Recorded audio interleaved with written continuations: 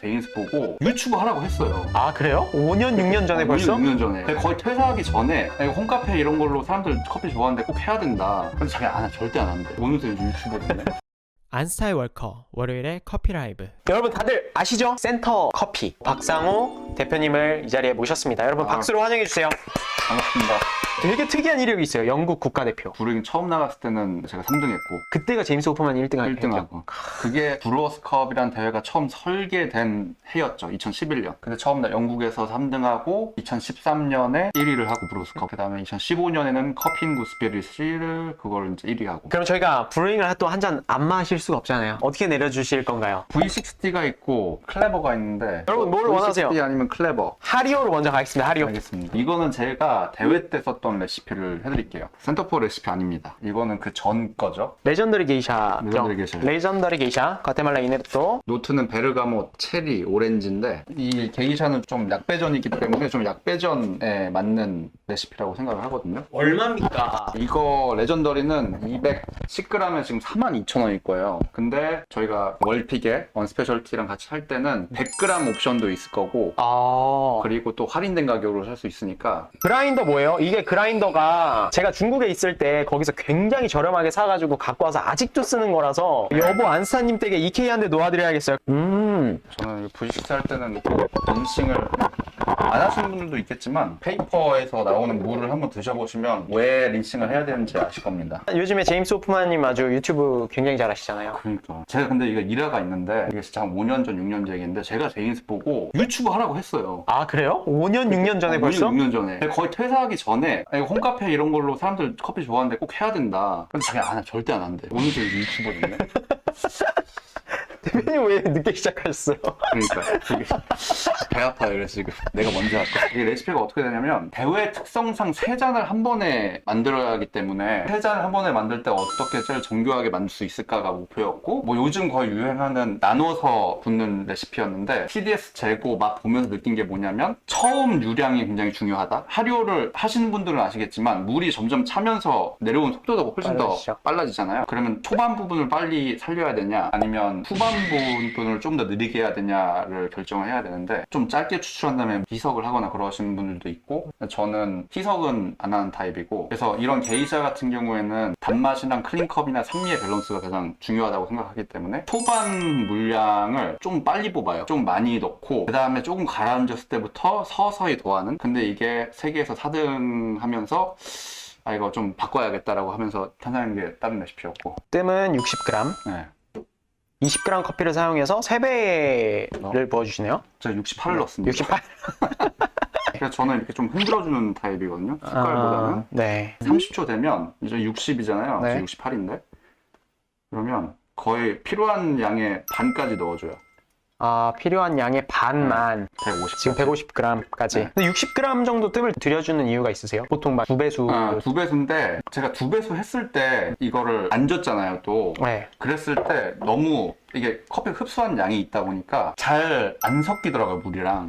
그래서 그냥 오히려 충분히 적셔주는 게 그리고 초반에 그리고 충분히 좀 더 물량을 많게 해주는 게 초반 추출되는 향이나 맛에 좀 더 결정적이게 되더라고요. 그래서 초반에는 뜸이라기보다는 30초를 뜸을 주긴 하지만 네. 좀 더 아예 추출 시작한다는 개념으로. 어... 그다음에 1분 거의 한 30초 됐을 때 네.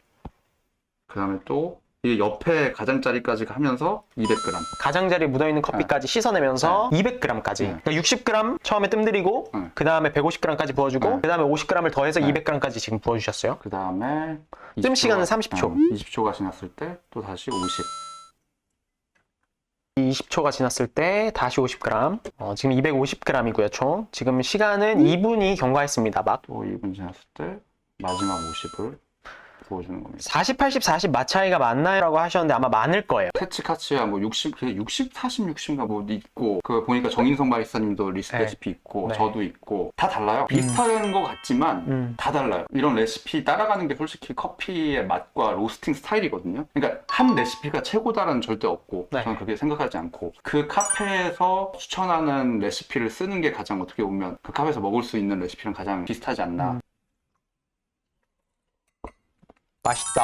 3분 30초 지금 훌쩍 넘어갔는데 네, 이게 좀 길죠. 상대적으로 긴데 막 떫고 그런 맛은 없네요. 맞아요. 그때 제가 제일 중요하다고 생각한 거는 이 슬러리 여기 안에 있는 온도? 여기 질문에 클레버 쓰시는 게 그런 이유 때문인가? 네, 그게 큰 게 있어요. 매장에서는 특히 여러 사람들이 커피를 내리기 때문에 외관성이 굉장히 중요하고 저도 당연히 V60를 매장에서 쓰고 그러길 바라지만 어쨌든 사람의 손을 굉장히 많이 타고 변수가 최대한 없게 해야 하기 때문에 클레버라는 도구를 선택을 했죠. 이 레전더리 게이샤는 이 옥션 2016년부터인가 제가 참여를 했는데 그때 2016년에 먹었던 레전더리 게이샤가 진짜 아직도 제일 제 생각엔 인생 커피였어요. 아 진짜요? 네, 전설의 게이샤라고 부르는 이유가 게이샤 씨앗 자체를 에스메랄다에서 갖고 온 거란 말이에요. 근데 진짜 이 때루와의 차이가 얼마나 큰지 보여주는, 왜냐면 같은 씨앗인데 에스메랄다 워시들을 먹어보고 이걸 먹으면 완전 다르거든요, 캐릭터가. 근데 제가 게이샤에서 좋아하는 캐릭터가 이런 좀 더 묵직하고 단맛 좋고 제스민보다는 좀 더 베르가못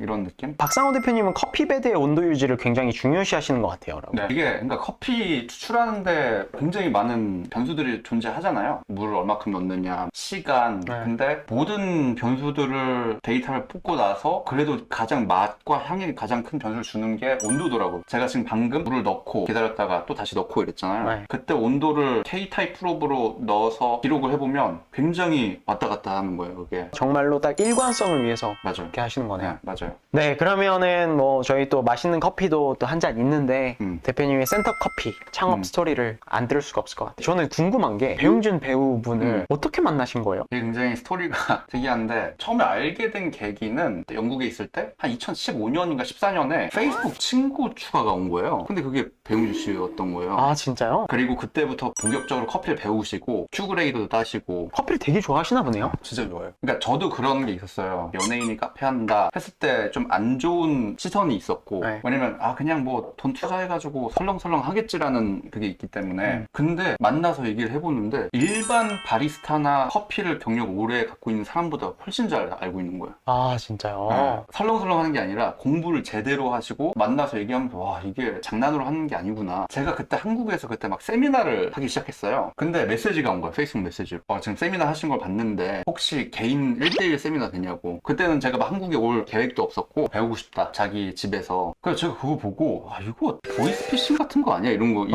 진짜 드는 거예요. 그렇게 오해할 수 있을 것 같아요. 배용준이라는 사람이 페이스북 메시지로 이렇게 연락한다고? 이게 말이 안 되는 거야. 그래서 사실인지 아닌지 모르잖아. 그러면 뭐 세미나 2개 해줄 테니까 선입금 해주세요. 진짜 입금이 된 거야. 그래서 한국 와가지고 진짜 집에 가가지고 세미나를 해드린 거야. 근데 집에 가니까 지하에 로스팅기 2대 있고 에스프레소 기계도 GS3에다가 다 있는 거, 세팅이 다 돼 있는 거야. 집에 기센 W6가 있었어요. W1이랑. 아니 왜 W6가 납품하세요? 그리고 생도 창고가 따로 있었어요. 항온 항습이 된. 홈카페 투어 가야겠다.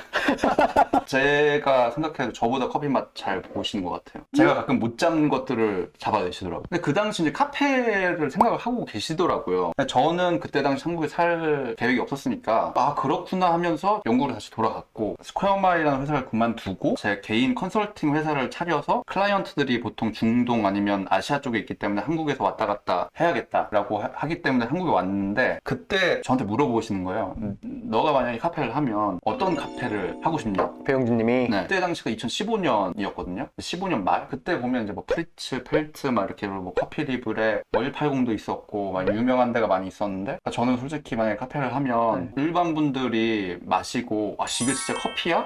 라는 충격을 줘야 뭐 사람들이 이런 스페셜티 커피 시장에 좀 더 발을 딛지 않을까요? 라고 얘기를 했어요. 그래서 그게 얘기 나온 게 게이샤였고 카페를 하면 그냥 365일 오면 게이샤가 있는 거야. 보기 힘든 품종. 이런 품종들을 사람들이 즐기기 위해서는 노출도가 많아져야 된다. 처음에는 힘들더라도 개척을 하고 싶다라고 생각해서 그거를 얘기했더니 하자고 하는 거예요. 와 그래서 흥미진진하다. 그때 마침 이제 제가 컨설팅을 하면서 그런 생각이 드는 거예요. 컨설팅을 솔직히 잘 됐어요. 2015년, 16년은 365일에 300일은 해외에 있었고 돈도 많이 벌었어요. 근데 이거를 평생 할 수 있을 거라는 생각이 드는 거예요. 분명히 그때는 물 들어왔을 때 노를 진 건데 물이 계속 들어올까? 그건 아니다. 왜냐면 나 말고 로스팅으로 유명한 사람들 충분히 더 많이 나올 거고 바리스타 챔피언들도 계속 나올 거고 그러면서 이제 제안을 고민을 하게 됐죠. 그러면 이왕 카페 할 거 진짜 좀 신선하게 해보자 하면서 이제 법인을 차리면서 센터커피가 탄생이 된 거죠. 제가 볼 때는 배용준님이 찾으신 것 같아요. 같이 할 파트너를. 계속 개인 수업을 하면서 네.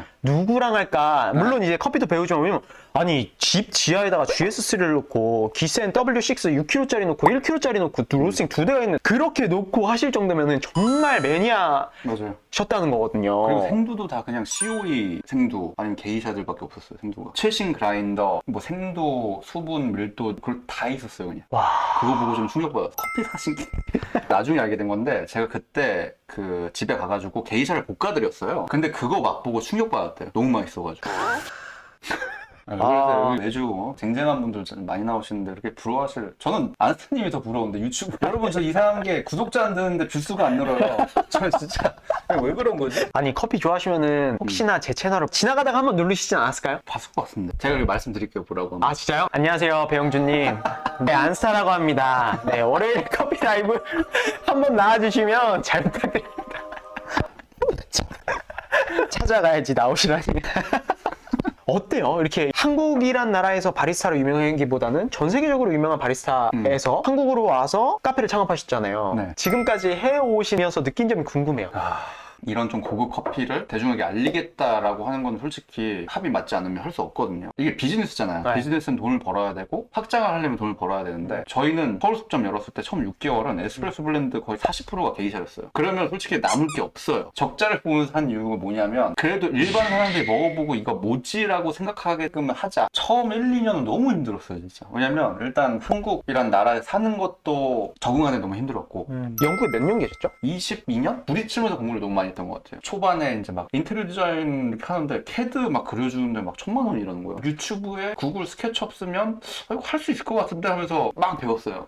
그러면서 모든 캐드 스케치를 제가 하게 됐고 세 매장 다 이제 제가 이렇게 했고 처음 1년 동안 이제 서울숲을 운영을 하면서 방향성을 어떻게 가야 되냐, 카페에서 돈을 벌려면 어떻게 해야 되고 재무제표도 어떻게 보는 거지? 이런 것들을 공부를 하는 1, 2년이 됐던 것 같아요. 근데 재무적인 지원이 약간 빵빵하진 않았어요? 이 많은 분들이 진짜 이걸 오해를 많이 하시는데 배용 씨가 투자했으면 무한한 그냥 자원이 있는 거 아니냐. 근데 아까 말씀드린 것 같이 이건 비즈니스잖아요. 저희 바리스타들과 저와 많은 뒤에 이제 안 보이는 사람들이 열심히 이거를 하고 있는데 뭔가 사람들 시선에서는 쟤네들은 못해도 돼. 뭔가 직원이 있을 거야. 이런 게 있는데 전혀 없습니다. 한글은 나한테 배웠지. 그나 형한테는 욕을 많이 배웠지. 한글 욕을.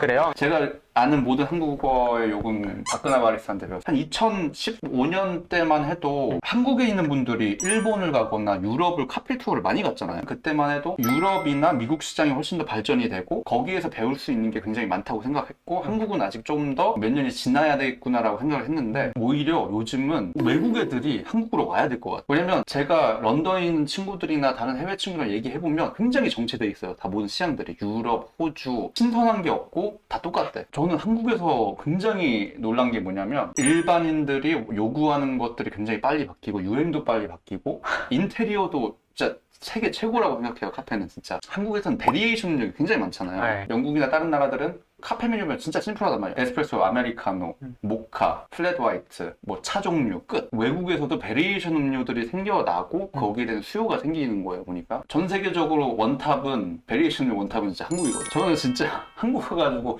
와, 커피를 어떻게 이런 음료를 만들지? 너무 맛있는데? 그냥 한국에서 잘 나가는 카페들을 전 세계 어디든 놔도 잘 될 거예요. 손색이 없다. 손색 없어요. 워낙 많이 물어보세요. 카페 창업할 건데 뭘 해야 되나요? 저는 진짜 말리거든요. 하지 말라고. 너무 힘드니까. 커피를 잘 아시는 분들 아니면 업계 분들한테 요즘 카페 어떤 카페가 잘 나가냐, 어떤 카페가 좋냐라고 물어보는 거랑 커피를 업으로 한 것도 아니고 그냥 카페 다니는 사람한테 어디 카페가 좋냐고 물어보면 이 커피를 좋아하는 사람이랑 그냥 카페 좋아하는 사람이랑 말하는 카페가 완전 다르고 일반 카페 다니는 걸 좋아하는 사람들이 추천한 카페를 가보면 바글바글 합니다. 그리고 커피를 좋아하는 사람이 추천해준 데 보면 사람은 별로. 커피는 진짜 정성을 내려주고 근데 과연 여기서 돈을 벌 수 있을까? 이런 카페예요. 그럼 나는 어떤 카페가 될 거냐의 문제인 거거든요. 대중적으로 갈 건가? 아니면 나는 진짜 어떤 사명감을 가지고 센터커피 시작했을 때 그 사명감이잖아. 난 게이샤를 꼭 알려야겠다. 그런 걸로 할 것인가 너무 다른 성격이거든요. 어떤 데 보면 이걸 두 개 이상하게 합쳐진 데가 있어요. 이것도 저것도 아니야. 그러면 훨씬 더 좀 안 될 가능성이 높겠죠. 향후 10년이 고가 아니면 저가로 나뉠 것 같거든요. 중간은 애매해. 다음 이야기 저는 사실 그 이야기도 궁금하거든요. 제임스 호프만 같이 일을 꽤 오랫동안 하시잖아요. 저 호프한테 문자를 보내볼까 지금? 진짜요?